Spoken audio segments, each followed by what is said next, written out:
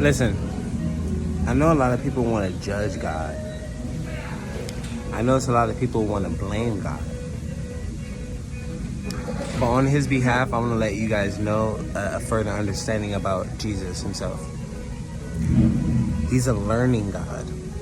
Jesus has looked at us as although he knows the beginning of the end, he participates in unknowing. This is how he was Jesus saying God, because the only other argument is, well, how is he God and Jesus and he didn't know they're going to kill him and all this stuff, right? It's because although he knows the beginning and the end, it's because it's the science.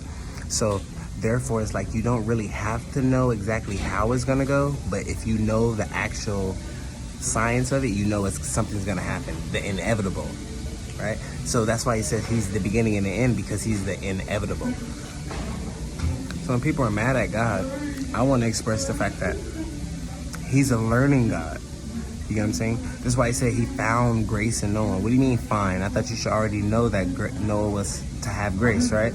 No, that means he found grace in Noah. That means he's an understanding God. This is more of a very articulate science experiment, and therefore this is why his purpose, he has a purpose and not an intention and not a complete will and where it demonstrates over your free will. He has a purpose, and therefore that's more of a scientific exhortation.